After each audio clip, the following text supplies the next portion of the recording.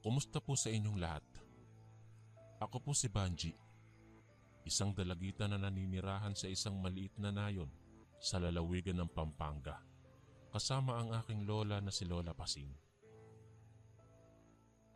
Simple lang ang aming pamumuhay dito sa probinsya.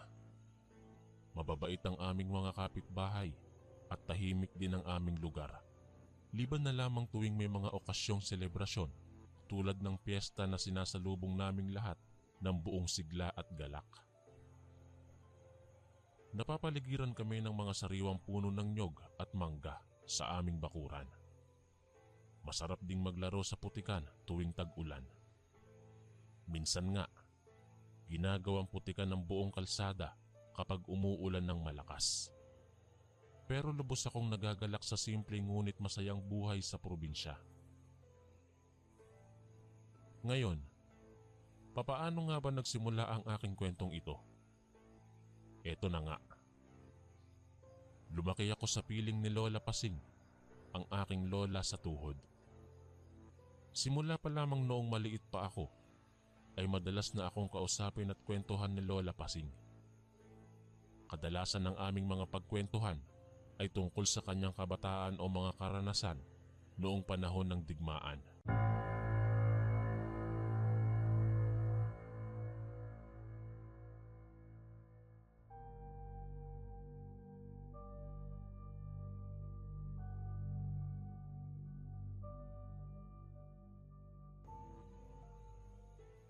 Pero ang pinakapaborito kong kwentuhan namin ni Lola ay ang tungkol sa aswang. Oo, mga kwento niya sa mga nilalang ng kadiliman tulad ng tikbalang, manananggal, kapre at iba pang mga nilalang. Bagamat hindi ko pa nakikita ng personal ang sinumang aswang, naniniwala akong totoo sila. Sa bawat pagkakataon na magkwentuhan kami tungkol dito, puno si Lola ng mga eksena at detalye na magpapatunay na hindi ito basta kwentong kathang-isip lamang. Minsan nga, nangingilabot ako sa takot habang ini-imagine ang lahat ng bagay na ikinikwento niya. Banji, huwag kang lalabas ng bahay kapag hating gabi na. Maraming mapanganib na nilalang ang gumagala sa madilim. Babala lagi sa akin ni Lola, kasabay ng pagyakap at paghalik sa aking noo bago kami matulog. Opo Lola, susunod po ako. Sabi ko naman na sinasagot ng matamis na ngiti. Dahil sa kanyang mga kwento, naging maingat at mapagmatsyag akong bata pagdating sa mga kwentong aswang o multo. Alam kong totoo sila, kaya kapag madilim na ay hindi na ako naglalaro o lumalabas ng bahay. Sa totoo lang, medyo takot din ako sa dilim. Pero wala naman akong magagawa kundi sundin ng mga paalala ni Lola. Alam kong para sa aking kaligtasan din naman ang lahat ng kanyang mga babala. Bukod sa kwento tungkol sa aswang, may isa pang bagay na madalas na ipapaalala sa akin ni Lola Pasing. Yun ay ang huwag kailanman pagbuksan ng pintuan kapag may biglang kumatok sa gitna ng gabi o madaling araw. Ayon kay Lola, maraming mapanganib na nilalang ang maaaring manggaya ng mga pamilyar na boses sa gabi upang linlangin ng mga tao. Nang tanungin ko siya kung bakit, hindi niya ako sinagot ng diretso. Subalit ramdam ko ang pangamba sa kanyang tinig habang pinopokus ang kanyang mga mata sa akin. Tandaan mo, Banji, huwag kang lalabas o magbubukas ng pinto kapag gabi na. Maaaring buhay mo ang maging kapalit niyan. Ang tanging sabi ni Lola. Bagamat medyo naguguluhan, sinunod ko pa rin ang kanyang payo. Alam kong may dahilan si Lola kung bakit niya ipinagbabawal sa akin ang bagay na yon. At dumating din nga ang araw na lubos kong naintindihan ng lahat. Isang mainit na hapon yon nang dumating ang aking ina mula sa Maynila. 2 taon din siyang hindi umuuwi dito sa amin, kaya sobrang saya ko nang makita siya. Agad kong sinunggaban ng yakap ang aking mahal na ina. "Kamusta ka na, Banji ko? Ang laki-laki mo na." Bati niya sa akin habang puno ng luha ang kanyang mga mata. "Mama, namiss po kita ng sobra. Kamusta ka na?" Tanong ko. "Mabuti naman ako, anak. Pasensya na at ngayon lang ako nakauwi. Alam mo naman, mahirap ang buhay sa Maynila. Pabalikan lang kita sandali ha. Kakausapin ko lang si Lola Pasing." Sagot niya. Tumango lang ako. Inakbayan ko siya habang naglalakad kami papunta sa hardin kung saan nag-aalaga ng mga bulaklak si Lola. Pagkarating namin doon, agad na yumakap at humagulgol sa tuwina si Lola nang makita ang kanyang anak na si Mama. Matagal din kasing hindi sila nagkita. Sa mga oras ding iyon, puno ng banding ang aming mag-anak. Nang gabing yon, naghanda si Lola ng masarap na hapunan bilang handog sa aking ina. Paborito kong niluto ang ginataan niyang manok. Habang kami ay kumakain, bigla namang nagtanong ang aking ina kay Lola. "Naku ma, paano naman si Banji? Hindi ba siya nahihirapan sa mga aswang dito? Alam mo namang marami rito sa atin yan eh." Sabi ni Mama na puno ng pag-aalala. Ngumiti lang si Lola. Huwag kang mag-alala. Ipinagbabawal ko nga sa kanya na bukas yung pintuan kapag may kumakatok sa gitna ng gabi. Tinuturuan ko siyang mag-ingat palagi. Sagot nito. Doon ko lang naalala ang paulit-ulit na babala sa akin ni Lola tungkol sa hindi pagbuksan ng pintuan kapag may kumakatok na hindi inaasahan sa madaling araw. Oo nga pala, Banji. Huwag mong kakalimutan ng payo ko sa'yo ha. Maaaring buhay mo ang maging kapalit kapag hindi ka sumunod sa sinasabi ko.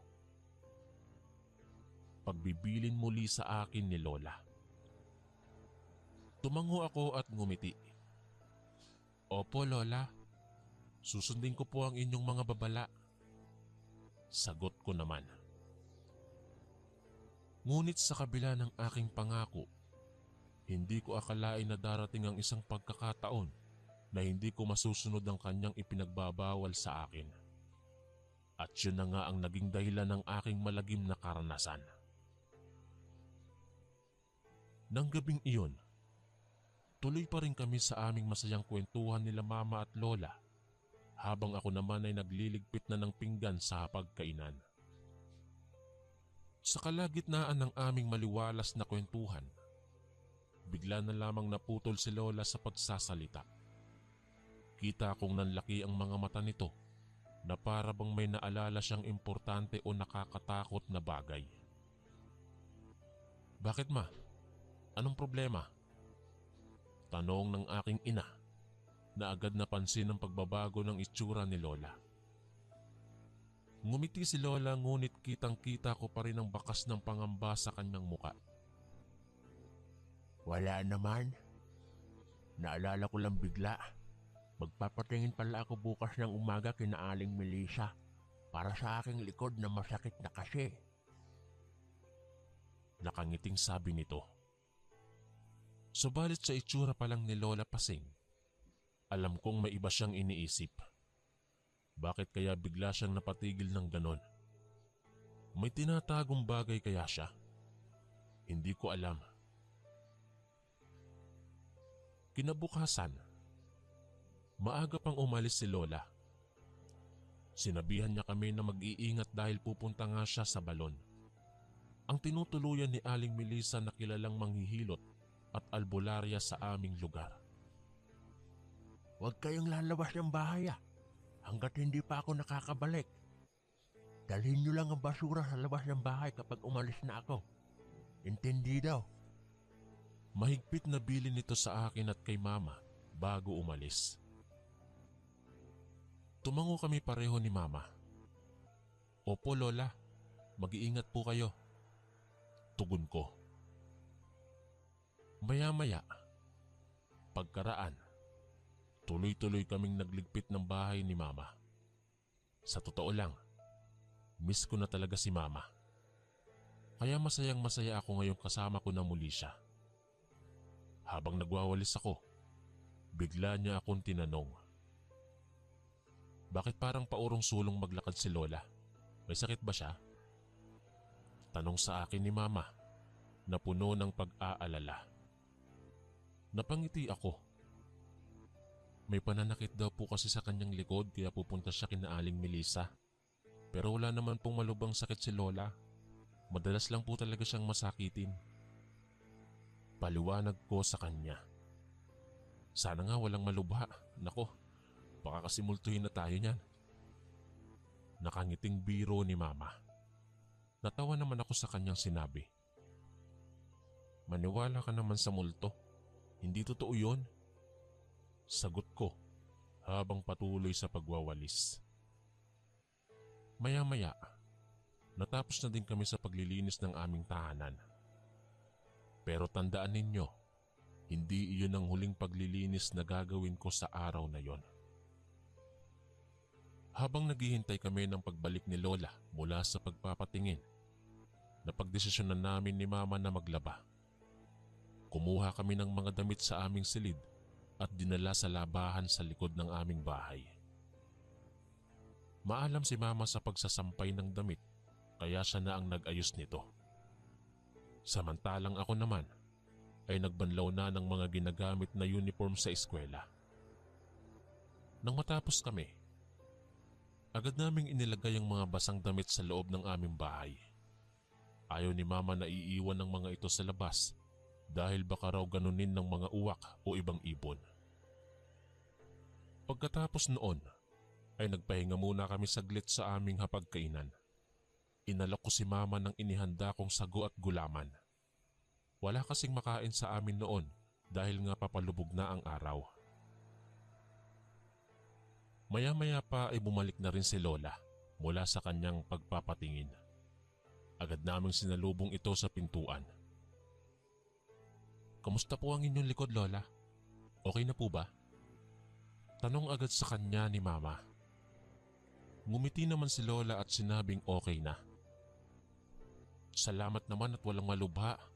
Akala ko maglilinis na naman tayo ng maraming dugo at bituka eh. Natatawang sabi ni Mama. Napailing na lamang si Lola habang naglalakad papasok sa aming tahanan. Sumunod naman kami kaagad ni Mama. Nang gabing yon, tahimik na kaming kumain ng hapunan at nag-ayos ng aming mga sariling kama. Maaga kasi kaming matutulog dahil may pasok pa ako kinabukasan. Gaya ng lagi, bago matulog ay hinahalikan at niyayakap muna ako ni na Mama at Lola. Good night, mahal. See you tomorrow, ha? Paalam sa akin ni Mama. Good night, Banshee. Mag-ingat ka lagi. Sabi naman ng aking Lola. Good night po. Kayo rin po. Tugon ko sa kanilang dalawa. Pagkalipas ng ilang sandali, nakarinig na ako ng mahinang hiling ni Mama. Sana walang multo o kung ano man dyan sa gabi, ha? Biro nito kay Lola. Tumawa lang si Lola bilang tugon. Natawa rin naman ako nang marinig yon. Alam kong natatakot din talaga minsan si Mama sa dilim, kahit pa hindi siya naniniwala sa mga multo. Maya-maya ay tuluyan na akong nakatulog. Napakagaan ng pakiramdam ko dahil kasama ko ang dalawa kong pinakamamahal na tao sa mundo. Subalit hindi ko inakala na sa gabing yon, tuluyan ding magbabago ang aking pananaw sa buhay. Nasa kalagitnaan ako ng mahimbing na pagkakatulog nang biglang gumising ang aking diwa. Unti-unti kong pinagmasdan ang paligid. Madilim pa rin.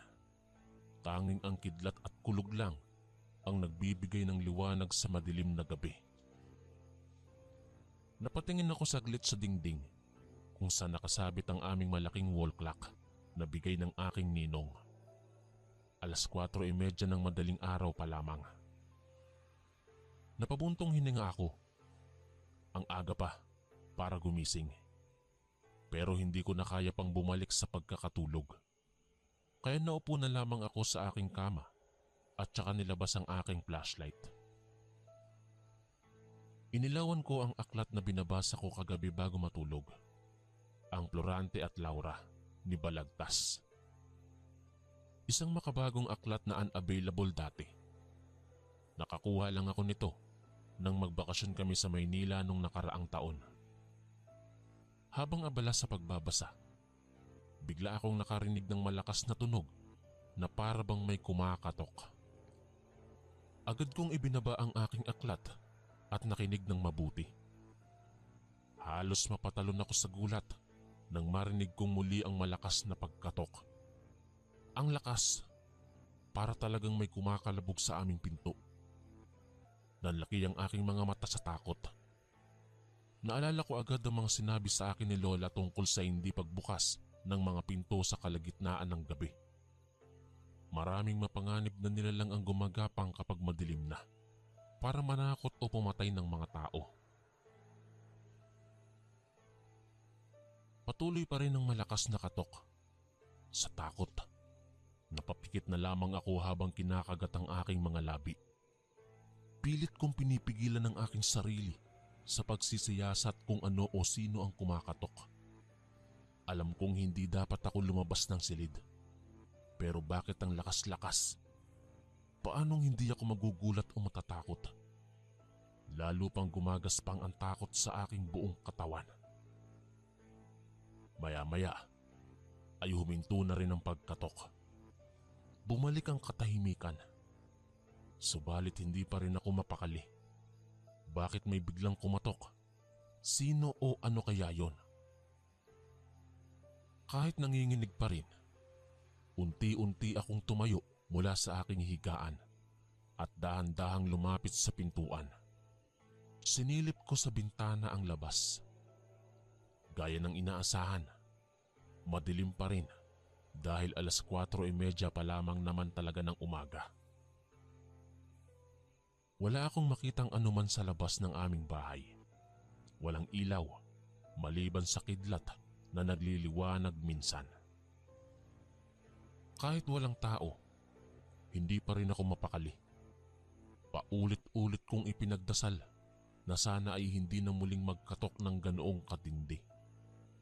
Sapat na ang pangamba at takot na nararamdaman ko. Subalit hindi niya ako dininig. Sa pangatlong pagkakataon, muling kumalabog ang malupit na tunog ng pagkatok sa aming pintuan. Lalo pang dumagundong ang takot sa aking puso. Sa tuwing naririnig ko ang malupit na kalabog ng pagkatok, parang lalong kumakapit sa akin ng dilim. Unti-unting dumadagan ang puso ko sa sobrang takot at pangamba. Gamit ang liwanag mula sa aking maliit na flashlight, unti-unting lumakad patungo sa aming pinto. Habang naglalakad ako, pilit kong pinipigilan ang pagkabog ng aking dibdib. Bawat hakbang ko, parang may gumagapang na matigas na bagay sa saig. Nakakapanindig balahibo. Patuloy kong pinagdarasal na sana'y wag na sanang magpatuloy ang pagkatok. Subalit sa 4 na pagkakataon, muling bumalik ang malupit na tunog na yon. Hindi ko na napigilan ng mapatalon sa gulat at takot. Dahil doon, biglang nahulog ang flashlight at nawala ng ilaw. Tuluyan na akong kinabahan habang nakatanaw sa dilim. Hindi ko na makita kung saan napunta ang flashlight. Ang madilim ay parabang humihigop sa lahat ng kalawakan. Sa dilim, lalo akong natakot. Pilit kong pinipigilan ang pagluha. Bahagya na rin pumapasok ang panghihina sa katawan ko. Nanginginig na ang mga tuhod ko. Pero inipon ko pa rin ang lakas ng loob at nagpatuloy sa paglalakad. Paano ba naman magiging matapang gayong bata pa lang ako? Muli akong napasigaw ng aray nang may madatnan ulit ang aking mga paa. Sa palagay ko ay ang flashlight yun. Dahil madilim at hindi ko na ito makita. Iniwan ko na lang muna iyon para puntahan ang pintuan. Pilit pa rin akong lumalaban sa takot. Kahit malamig ang hanging dumadampi sa balat ko, patuloy akong naglakad. Paunti-unti, nahahawakan ko na ang pader na gabay patungo sa aming harapan sa pintuan. Laking pasasalamat ko nang maramdaman ko na ang pintuan. Tinapik-tapik at hinanap ang doorknob. Ngunit bago pa man ako makahawak, muling nagbalik ang maingay na katok mula sa labas. Napasigaw ako sa takot. Napatingin sa bintana. Kahit madilim pa rin, wala akong makitang anino ng tao. Pero bakit may kumakatok at bakit ang lakas? Para bang may isang malaking martilyo ang paulit-ulit na pinapalo sa aming pintuan. Ang ingay na halos mapuno ng tunog ang buong bahay. Pati ang sahig ay gumagalaw sa lakas ng pagyapak. Sa takot ay napasandal ako sa pintuan. Gusto ko nang umiyak. Bakit ba ganito? 4:00 pa lang. Sinong gising na ng ganitong oras? At bakit kailangang manggulat? Napapikit na lamang ako habang hinihintay na tumigil ang lupit na ingay. Patuloy lang akong umiyak sa pagitan ng mga pagkatok. Paulit-ulit, walang humpay, na animoy sinasadya akong takutin at asarin. Sa kalagitnaan ng aking pagluha, bigla kong naalala sina Lola at Mama. Tulog pa kaya sila o nagising na rin? Sa pag-aalalang iyon, ay bumangon ako at nagmadaling bumalik sa loob. Iniwan muna ang pagbubuksan ng pinto. Naalala kong bawal sa aking lumabas kapag gabi na. Mas delikado kung buksan ko ito. Dahan-dahan akong pumunta sa silid nila Lola. Sinilip ko at nakitang mahimbing silang natutulog. Hindi man lang nagising sa ingay. Buti na lang. Bulong ko. Subalit agad na bumalik ang pangamba. Ano ang gagawin ko? Sino ang kumakatok? Bakit ang ingay na naman nito? Paulit-ulit na nagbabadya sa utak ko ang mga tanong. Ayaw kong istorbohin sina Lola para hingin ang tulong nila. Pero kinakain na ako ng takot. Napabuntong hininga na lamang ako. Wala akong magawa kundi balikan ang pintuan at makinig ng mabuti. Pinipigilan ko man ang takot na nararamdaman. Mas malakas pa rin itong kumakapit at pumipisil sa puso ko. Malapit na ako sa pinto nang muling bumalik sa isip ko ang mga salita ni Lola. Anak, huwag kang lalabas kapag gabi.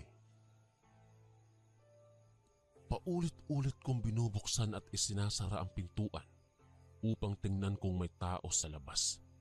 Subalit gaya ng nauna, walang anino ng kahit na sino. Bakit ganito? Ano ba talaga ang nangyayari ngayong gabi? Sa kalagitnaan ng aking pagtataka, muling pumalakpak ng malakas ang tunog ng pagkatok at pagyapak. Nataranta ako ng lubusan, kaya napapikit na lamang habang nakayuko at nakatitig sa sahig. Inaasahan ko na itong huminto ng ilang minuto. Lola, si Mama. Mahinang bulong ko sa gitna ng mga ingay. Gusto kong kausapin sila, humingi ng tulong. Ngunit natatakot akong gumising sa kanila. Baka kasi ay mapagalitan ako. Ngunit sino nga ba itong gumugulo? Bakit kaya nag-iingay ng ganito? At anong dahilan para guluhin pa ang aming pagkatulog ni Mama at Lola? Bumalik ulit ang malakas na tunog. Noon ko lang napagtanto na parang papalapit nito sa akin. Sa bawat pagbalik nito, mas malakas at malinaw kumpara dati, na para bang papalapit ng papalapit. Tuluyan na akong kinabahan. Kumakatok, kumakalabog, humahagibis. Wala bang katapusan ng ingay na ito? Hanggang kailan pa ako tatagal sa dilim nang hindi maririnig ang boses nila mama o lola? Mag-isa lang ako rito at bata pa. Hindi ko alam ang gagawin kundi ang maiyak sa dilim mag-isa. Sa bawat malakas na tunog at pagyapak, para akong sinasaksak ng libu-libong karayom. Sumisigaw ang puso ko sa sobrang takot, pero pilit na lumalaban ang isip ko. Patuloy pa rin akong gumagapang sa dilim. Nilapit ko ang tenga sa pintuan upang mapakinggang maigi kung saan nanggagaling ang ingay. Sa aking pagtataka, napansin kong hindi ito nanggagaling sa labas, kundi sa loob mismo ng bahay namin. Napalunok ako nang malaman iyon. Sa loob pala ng bahay. Paano nangyari yun? Sino ang pumasok at gumagawa ng ingay? Kahit nanginginig at nangingibabaw na ang takot, pilit kong nilakasan ang loob. Kailangan kong alamin ang dahilan ng mga tunog at pigilan na lalong gumulo pa. Tahimik na ako ngunit matyagang naglalakad tungo sa pinanggagalingan ng mga kalabog. Sa kabila ng madilim na paligid, alam kong paunti-unti akong papalapit doon. May liwanag sa malayo na nagmumula sa isang nakabukas na silid. Mama? Lola? Pulong ko habang naglalakad. Subalit walang sumasagot sa akin. Bigo akong makita kahit anino ng tao sa dilim. Patuloy akong nanginginig dahil sa lamig ng gabi.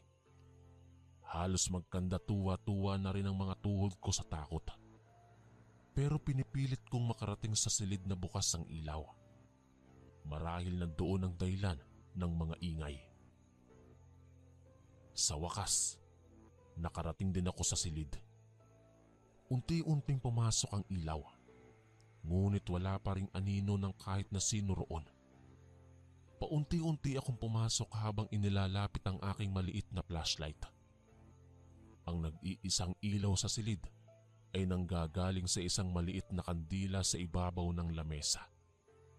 Sa paligid nito ay nagkalat ang mga laruan at aklat.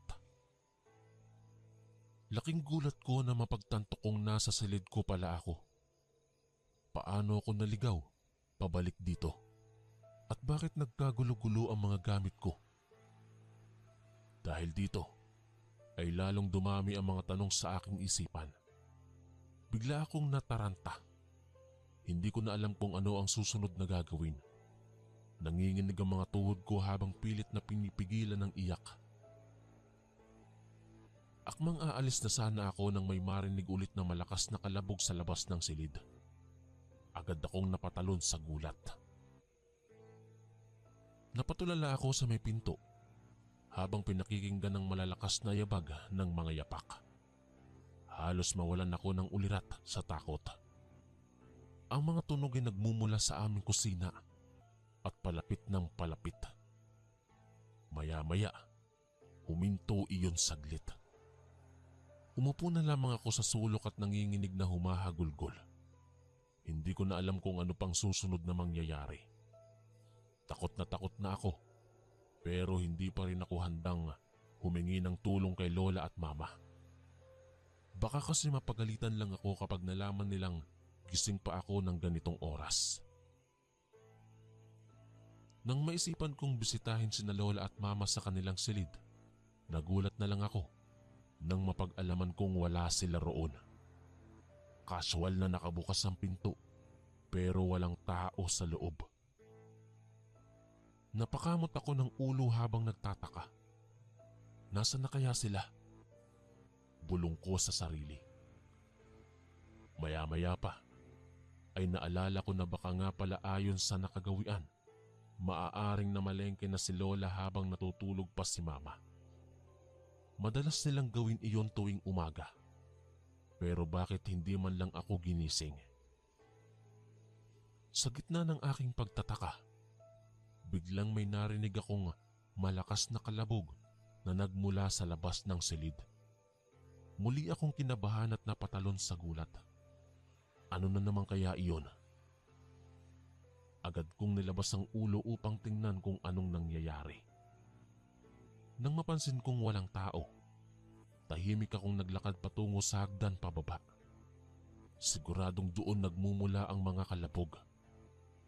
Bahagya pa lang ako'y naririnig ko na ang malakas na ingay ng mga gamit na para bang may itinatapon o sinasampal. Habang papalapit ako sa hagdan, pakiramdam ko ay may mga nanonood sa gilid-gilid na nakatingin sa akin. Nakakapanindig balahibo. Paulit-ulit akong napapalingon dahil sa takot, subalit wala namang kakaiba. Maya-maya, narinig ko na ang mga boses. Boses ng babae at lalaki na nag-uusap. Ngunit dahil nasa kalagitnaan pa ako ng hagdan, hindi ko maintindihan ang sinasabi nila. Nang makarating sa baba ng hagdan, dumiretso ako sa kusina kung saan nagmumula ang mga boses. Gusto kong malaman kung sino ang naroon. Ngunit nang pumasok ako, gulat na gulat ako nang walang tao roon. Bakit ganito? Kanina ko pa naririnig ang usapan nila. Pero bakit ngayon, bigla silang nawala? Nang makita kong walang tao, napayuko na lamang ako habang nag-iisip. Sandali na naman akong nanatiling tulala roon. Hanggang sa may marinig ulit akong boses. Subalit sa pagkakataong yon, iba na ang naririnig kong tinig. Boses ito ng isang matandang babae na nagtatatalak. Sa gulat ko, ay napatingin ako sa paligid. Pero wala pa ring ibang tao maliban sa akin. Okay lang po. Kumain na rin po ako. Sagot ko. Kahit na alam kong walang kausap sa tabi ko. Baka kasi multo ito, kaya sinagot ko na rin. Ayokong magalit at guluhin pa ako lalo. Sa aking pagsagot, ay bigla itong tumahimik saglit. Maya-maya, bumalik ang usapan ng magkasintahang boses na babae at lalaki. Hindi na ako nakinig pa. Agad akong tumakbo pabalik sa aking silid dahil sa sobrang takot. Bakit may mga nag-uusap pero walang tao? Kanina pa ito. Una ay malalakas na kalabog, tapos ay magkasintahang boses. Tapos ngayon ay boses ng isang matanda. Ano ba talaga ang nangyayari? Pilit kong iniisip ngunit hindi ko maintindihan. Nang makapasok sa kwarto ko, agad akong nagpahinga sa kama at napayakap ng unan. Gusto ko nang umiyak dahil hindi ko na kaya. Ang dami-dami nang nangyari pero gising pa rin akong mag-isa. Kanina pa, patuloy na dumadagundong ang aking puso sa takot. Ano ba ang nangyayari talaga? At kailan ba matatapos ang lahat ng ito? Maya-maya, bumangon ulit ako mula sa pagkakahiga. Masakit man ang pakiramdam dahil sa takot at pangamba, kailangan ko pa ring harapin ang mga kakaibang pangyayari. Dahan-dahan akong lumabas ng silid habang nakayakap ng malaking unan. Naisipan kong hanaping muli sina Lola at Mama. Talagang kakaiba na ang mga nangyayari. Kailangan ko na talaga ng kasama. Una kong pinuntahan ng silid ni Lola. Ngunit gaya ng inaasahan, wala pa ring tao roon. Casual pa ring nakabukas ang pinto nito na tila ba ay may kakaunting hangin lang ang pumapasok. Maganda, ngunit nakakatakot. Parang may humihila sa akin patungo sa loob, ngunit pilit kong pinipigilan ng sarili. Ayokong pumasok doon ng mag-isa. Kaunting galaw lang ng hangin, para akong may naririnig na bulong uhuni na nagmumula doon. Napailing na lamang ako at dumiretso sa silid ni Mama. Gaya rin ng nauna. Walang tao. Simple ngunit madilim na para bang handang dumakma sa akin kapag nagkamali ng galaw. Mula dito, pakiramdam ko ay lalong dumadagundong ang aking puso. Sa takot, napayuko na lamang ako habang naglalakad pababa ng hagdan. Pilit kong pinipigilan ng pagtulo ng luha. Ang kalikasan na lamang ang naririnig ko habang naglalakad. Maya-maya ay mahinang nagsalita ang isang boses. Boses ito ng batang babae na tila ba ay naiiyak din kagaya ko. Kakaibang boses na mahinahon, subalit puno ng lungkot at bighati. "Bakit po ganito? Ayoko na po." Bulong ng batang boses na iyon. Sa gulat ko, ay agad akong napalingon. Tiningnan ko kung saan nanggagaling ang boses na iyon. Ngunit ni anino ng bata ay wala sa paligid ko. Nag-iisa lang ako sa bahay. Naglalakad habang yakap ang unan at umiiyak sa takot. Nang marinig ko yon, ay hindi ko na napigilan ng luha. Humagulgol na lamang ako habang naglalakad sa sala at pabalik sa aking silid. Masakit na ang pakiramdam ko sa takot. Wala nang panlaban pa. Naubos na ang pananampalataya ko. "Lola, Mama."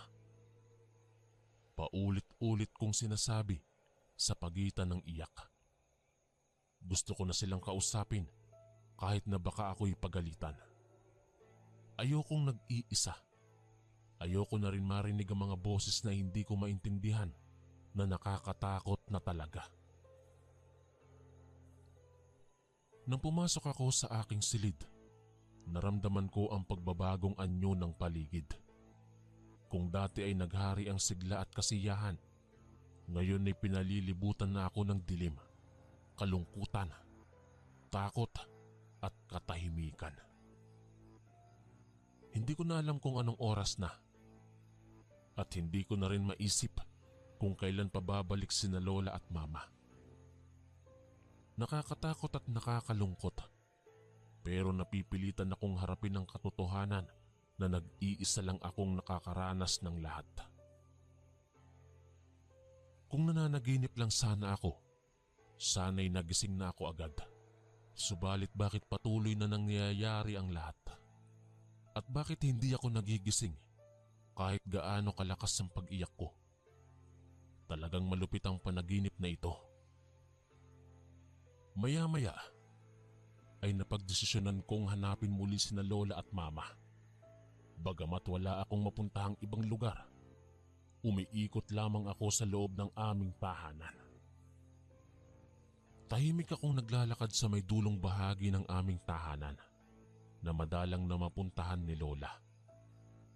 Sa tuwing naririnig ko ang maliit na ingay at bulong, napapatigil at napapalingon ako sa takot. Subalit patuloy pa rin ako sa paghahanap kahit na alam kong malabo nang may makita ako. Sa kabila ng lahat ng nangyayari, hindi ko pa rin mapigilang umasang babalik din sina Lola at Mama. Habang naglalakad, pakiramdam ko ay dumidilim ang paligid na parabang sinasakmal ng kadiliman ng bawat sulok ng aking nilalakaran. Napatingin na naman ako sa bintana at alam kong madilim pa sa labas. Ano na ang oras? Hindi ko alam. Sa tuwing bukas ng silid na madadaanan ko, pilit kong sinusulyapan ang loob nito dahil baka sakaling nakakubli sina Lola at Mama doon para takutin ako. Subalit palagi akong nabibigo. Sa kalagitnaan ng dulong bahagi ng bahay ay may madilim na silid doon na nakapinid sa dulo at nakasara ang pinto. Sa tuwing mapapadaan ako doon, umiikot na parang nagbabadyang buksan ang pinto na yon. Sa tuwing nangyayari yon, ay mabilis akong tumatakbo palayo. Ayaw kong buksan ang dilim na yon. Hindi ko kayang humarap doon mag-isa. Dahil sa takot, napapalakad na lang ako pabalik sa sala habang nakayakap ng mahigpit sa unan. Kahit na pabalik-balik lang at walang patutunguhan, patuloy pa rin akong umaasang makikita ko ang anino nila lola at ni mama sa paligid. Subalit parang lalo lang akong naliligaw sa aking sariling bahay. Tila ba ang bawat sulok at silid ay nagbabago ang anyo at hugis kada pagbalik ko. Ang matagal ko ng pamilyar na bahay ay naging isang malaking labirinto na kung saan ay patuloy akong naliligaw at nawawala. Walang katiyakan na patutunguhan. Patuloy ang pagdilim ng paligid. Kahit na gusto kong sumulyap sa mga bintana kung ano ang itsura sa labas, hindi ko na magawa dahil hindi na gumagana ang aking mga mata. Lahat ay kadiliman na lamang. Pilit ko mang hanapin ang direksyon palabas ng bahay. Paulit-ulit lang akong bumabalik sa punto ng pagsisimula. Wala nang paraan para makalabas. Nakulong ako sa isang madilim na labirinto kasama ang mga hindi ko nakikita o naiintindihang boses. Mag-isa, naliligaw, at para bang hinahayaang maubos dahan-dahan sa takot at pangamba. Habang patuloy akong naglalakad sa loob ng aming bahay, naririnig ko na ang mga yabag ng mga yapak na papalapit ng papalapit. Bahagyang nanginginig ang aking mga tuhod sa takot, subalit patuloy pa rin akong naglalakad. Maya-maya pa ay huminto ang mga yapak. Tahimik na naghintay ako kung ano ang susunod na mangyayari. Bigla na lamang akong nakarinig ng isang tinig na nagmumula sa malapit. Nasaan ka na? Halika rito. Anyaya sa akin ng isang matandang boses na babae. Sa gulat ko, napatulin ako ng tingin palibot. Subalit ni anino ng tao, wala akong makita. Mag-isa lang ako sa gitna ng madilim na sala. Kahit natatakot, humakbang pa rin ako ng marahan palayo sa boses. Naisipan kong pumunta sa kusina dahil mas maliwanag doon kaysa sa sala.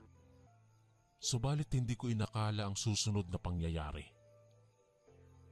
Sa pagpasok ko sa kusina, ay nakita ko ang isang matandang babae na nakaupo sa tabi ng lamesa. Maputla ang kanyang kutis at puting buhok. Nakatitig lamang siya sa harapan na parang nakatulala. Dahil sa sobrang gulat, ay hindi ako makasigaw o makapagsalita. Nanatili akong nakatayo sa pinasok kong pinto na para bang nagiging bato dahil sa takot. Maya-maya ay unti-unting napatingin sa akin ng babae. Nilapitan ko siya at sinubukang kausapin. Ngunit hindi siya sumagot o gumagalaw man lang. Nanatili lang siyang nakaupo roon ng tahimik. Sa hindi malamang dahilan, bigla ko siyang niyakap ng mahigpit. Sa isip ko kasi, baka kaya hindi siya nagsasalita ay dahil nalulungkot siya at nag-iisa. "Lola, nandito na po ako. Huwag po kayong mag-alala."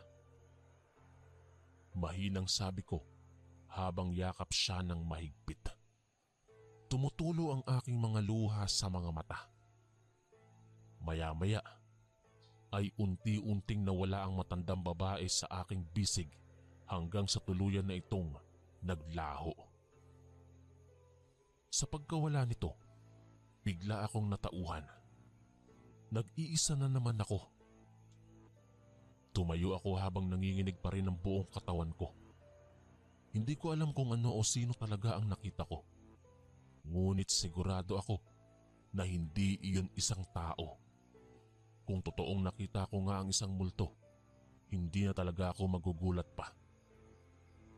Sa takot na bumalik pa yun, agad akong tumakbo palabas ng kusina at umakyat sa aking silid. Doon ko na lamang ibinuhos ang lahat ng luha ko dahil sa nangyayari. Hindi ko na alam ang gagawin. Mahirap ang mag-isa sa harap ng mga bagay na hindi mo maintindihan. Kung matagal pa bago bumalik sina Lola at Mama, tiyak na hindi ko makakayanan pa.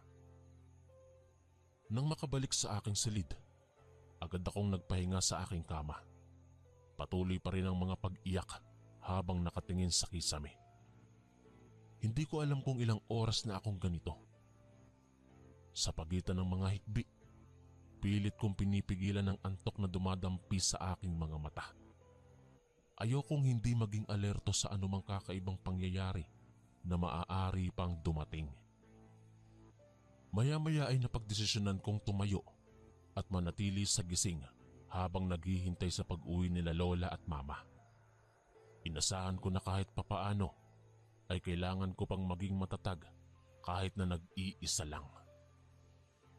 Nilapitan ko ang aking lamesa at saka muling binuklat ang aklat. Naisipan kong magbasa muna ng kaunting saglit upang maibaling ang atensyon sa takot na nararamdaman. Habang nakatutok ako sa pagbabasa, may bigla akong naramdaman na parang may nakatingin sa akin. Dahil dito, napatalon ako sa gulat at bigla ring napatingin sa kaliwat kanan. Subalit wala namang kakaiba sa paligid ko. Mag-isa pa rin akong nakatayo sa gitna ng silid habang nakakapit ng mahigpit sa aklat. Ano ang nararamdaman ko kanina? May nakatingin sa akin. Sino yun?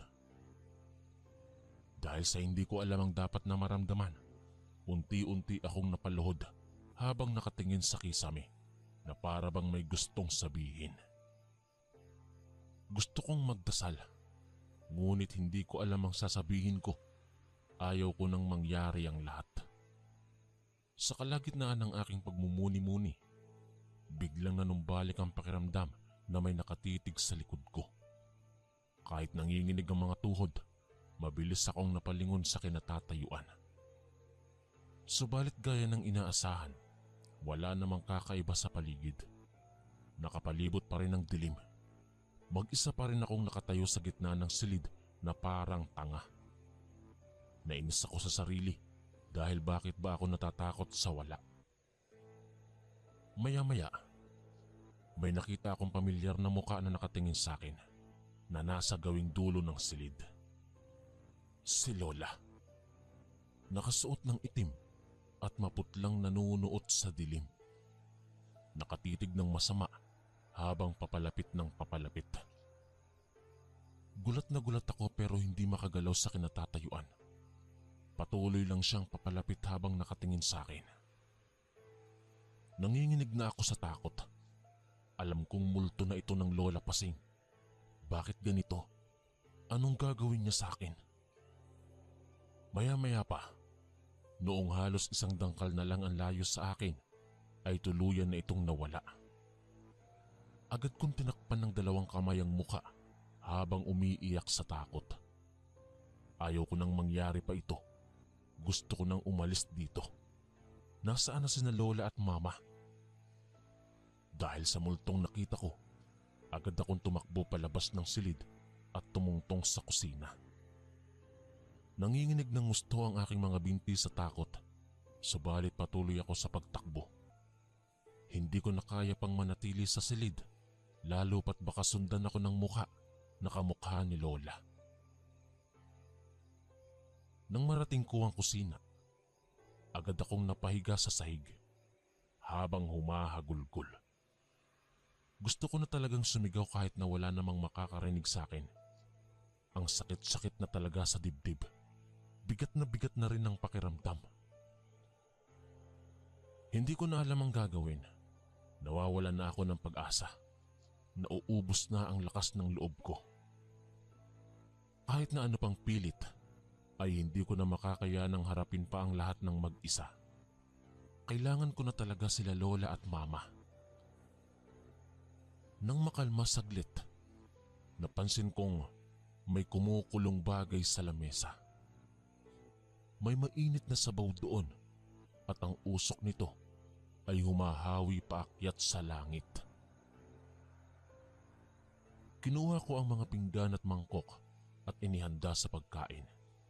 Naisipan kong magluto saglit para maibsan ang tensyon at pangamba. Baka sakaling may bisita, umuwi na sila lola. Sabi ko sa sarili.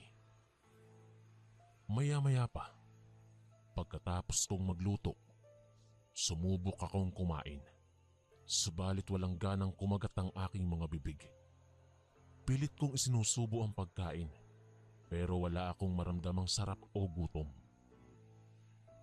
Napailing na lamang ako at ibinalik ang pagkain sa kusina.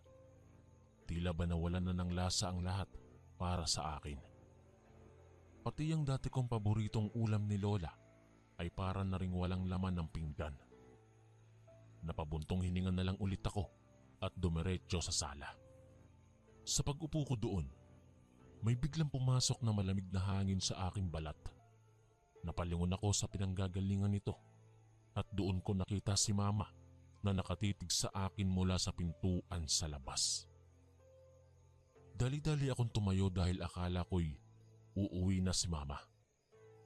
Agad ko siyang tinawag at sinabihang sandali habang nakangiti at tumatakbo sa kanyang direksyon. Subalit bago pa man ako makalapit ay bigla na lamang siyang nawala na para bang sinipsip ng dilim. Napatigil ako sa pagtakbo at napayuko. Imbis na matuwa, lalo lang akong nasaktan. Kapag akala ko'y babalik na sila Lola at Mama, ay bigla na lamang silang nawawala. Hindi ko na talaga alam ang gagawin sa lahat ng nangyayari. Sa pagod at pagkawala ng pag-asa, napabalik na lang ulit ako sa silid ko. Doon ko na lamang binuhos ang lahat ng sama ng loob at pagluha. Ayoko na. Ayoko na. Gusto ko nang umalis o mamatay na lang kaya. Nakahiga ako sa aking kama habang patuloy ang pag-iyak. Hindi ko na alam kung ilang oras o araw na akong umiiyak.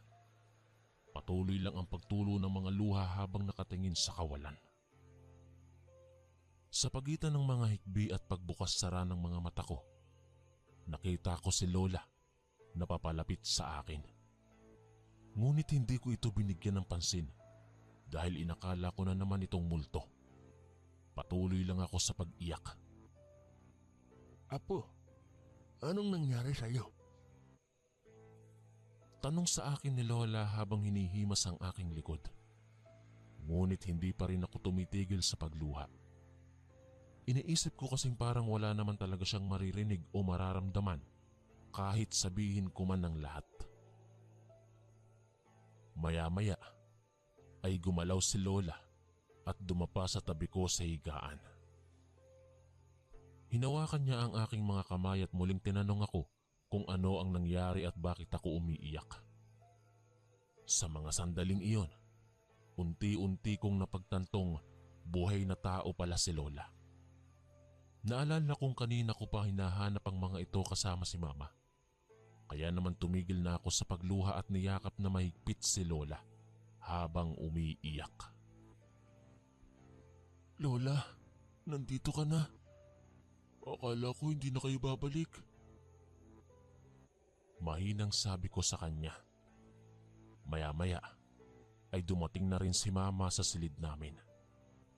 Napatingin siya sa akin at nagulat dahil basa ang aking mga mata ng napakaraming luha.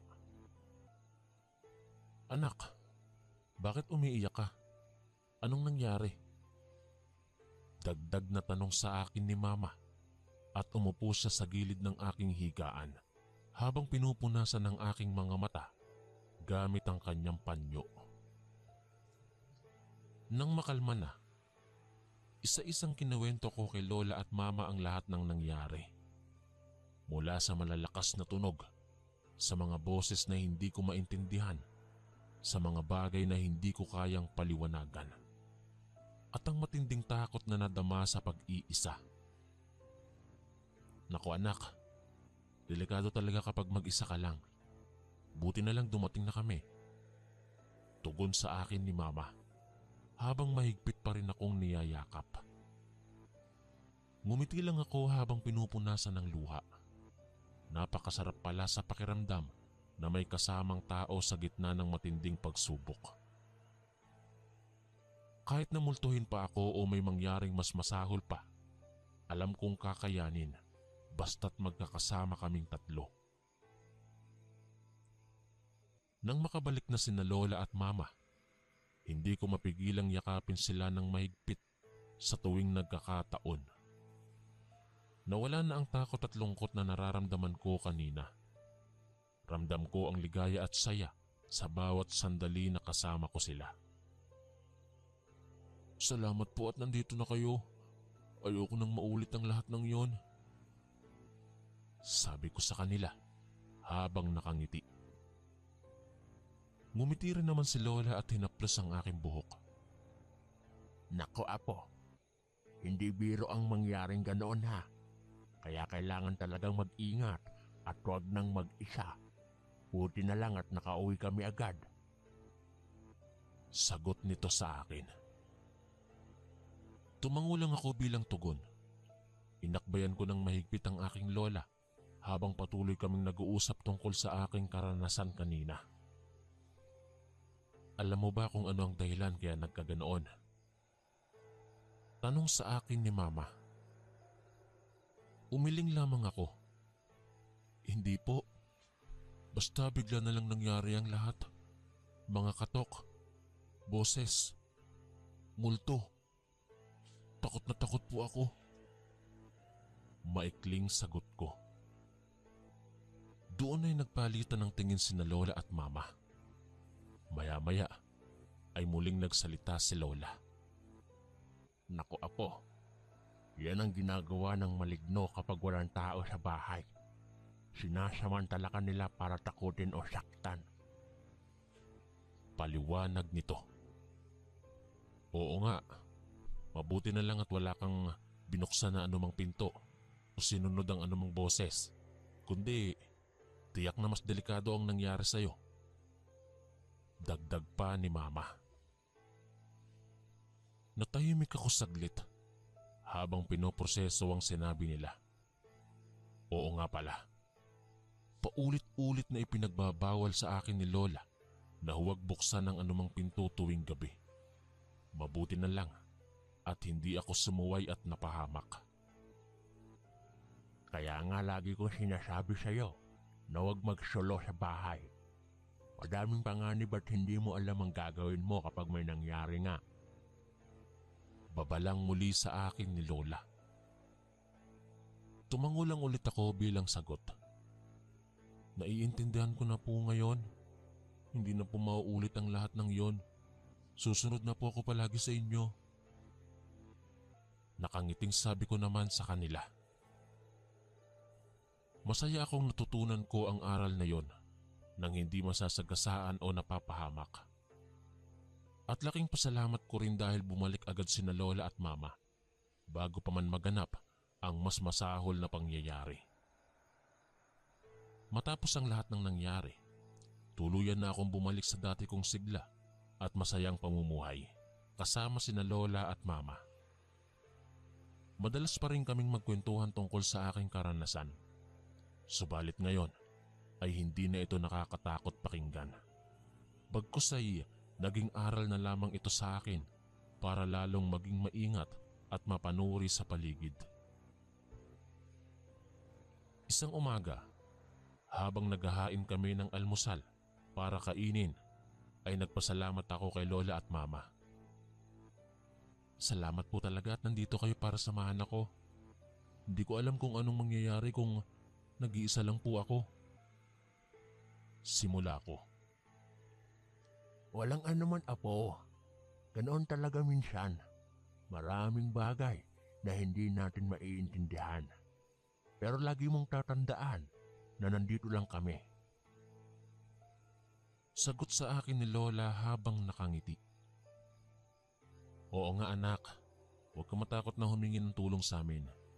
Kahit anong oras, Nandito lang kami para protektahan ka. Dugtong naman ni Mama. Ngumiti na lang ulit ako bilang tugon. Masaya ako dahil alam kong may mga taong handang tumulong at mag-alaga sa akin kahit ano pang pagsubok ang dumating. Sige po, kain na po tayo. Gutom na po ako eh. Biro ko naman sa kanila para maiba naman ang usapan. Natawa naman sila Lola at inaya na akong umupo sa lamesa para magsimula ng kumain. Habang tinatapos ko ang aking huling kagat, naisip kong ibahagi din ang kwento ko sa iba para maging gabay din nila. Alam kong marami ring kabataang gaya ko na madalas mag-isa lang sa bahay. Sana ay matuto silang mag-ingat lalo na kapag gabi na. Kaya ito, mga kuya at ate, kung kayo man ay madalas mag-isa lang sa inyong tahanan, huwag ninyong kalilimutan ang aking kwentong ito. Alalahanin ninyo ang lahat ng aral at gabay na aking naibahagi. Mag-ingat lagi at huwag nang papayag pang maulit ang nangyari sa akin. Hanggang sa muli, ako po si Banji, ang inyong kaistorya. Maraming salamat po mga kaistorya sa pakikinig. At kita-kits po ulit bukas para sa isa na namang nakakatakot na kwento. Ito po si Kuya Chris, ang inyong kaistorya. God bless po at ingat po lagi.